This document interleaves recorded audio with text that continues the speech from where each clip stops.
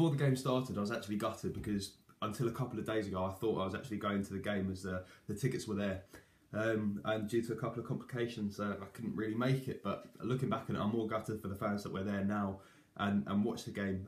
As to be honest, the fans that go every single week in, week out, they have to put up with a lot. And I'm sick of saying this, to be honest, but the first half, I feel like we played quite well. Quite well is a good way to put it, really. Jack Alnwick, there's a positive. He managed to save the ball. Ryan Jack was in the right position on the line, bounced off him. Alnwick then was on the floor and sort of moved his arm over and made sort of a brilliant save and sort of earned his start in the team there, I guess. But from then on, there wasn't really that many positives to really speak about. And I'm not here today, believe it or not, to talk about the positives because I'm kind of sick of doing that. Sort of more moving towards saying what I really want to say this time around instead of what I should be saying, because yeah, I do agree that people should be talking about the positives where there are some, but with a match like this, when you've lost 2-0 to Motherwell in a semi-final, I think you need to really start talking about what you really feel. But Motherwell, first things foremost, I don't think they're really mugs this season.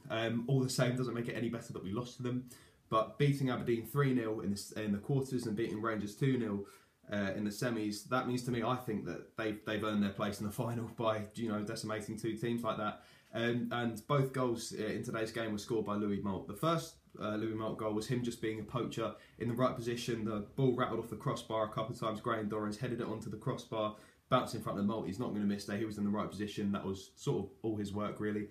And Louis Moult's second goal, that was honestly, I should have been really angry at it, but I was more sort of mesmerised by the fact that he was able to score that. Sort of on a half volley, bounced up in front of him, pressure by a defender next to him, sort of pushing into him. He still manages to sort of side foot it in over Alnwick and into the net from a fair distance out. It was just a ridiculous goal. I think Carlos Pena, I don't know what he added today. There was a sort of a through the leg pass that he managed to do in the first half, which set up Josh Windass, who couldn't finish, I think it was.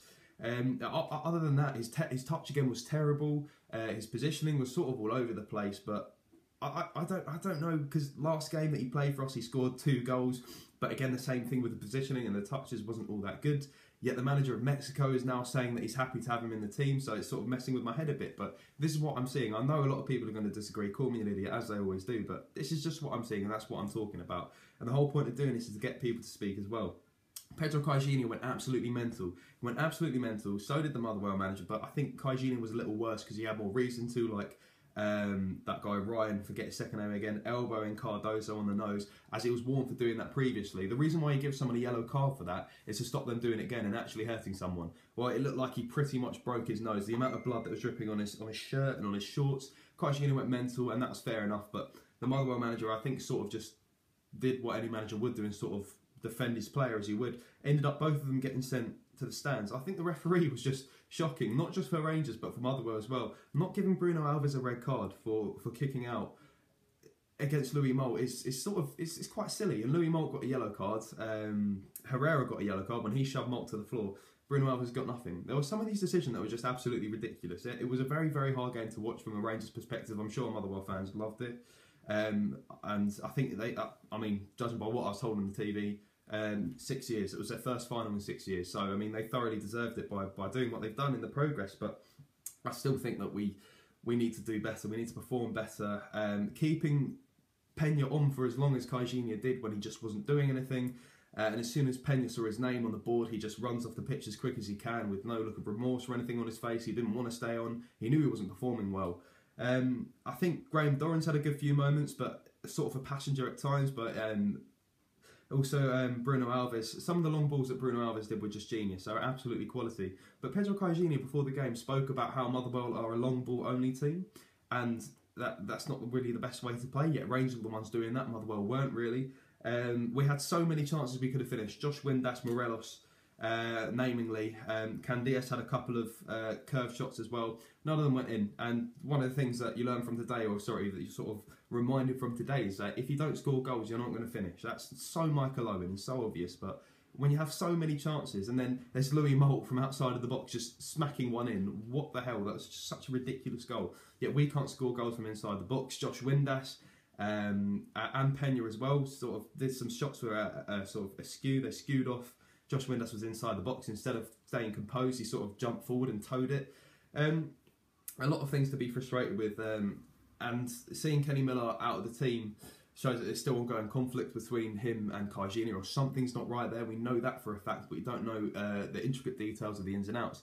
But Kenny Miller, I'm sure, would have been sat on the bench, whilst not actually on the bench, thinking, I'm sure I can do something here, because he could have done. He's a guy that could change the game, but he hasn't been performing too well lately. So you can sort of understand where Kai Jr. is coming from, but on the whole, questions are starting to be raised from, I think, the majority of fans this time round now at Pedro Kai Jr., particularly after losing in the semi-final. A semi-final that he himself stated he desperately wanted to win and get through to the final.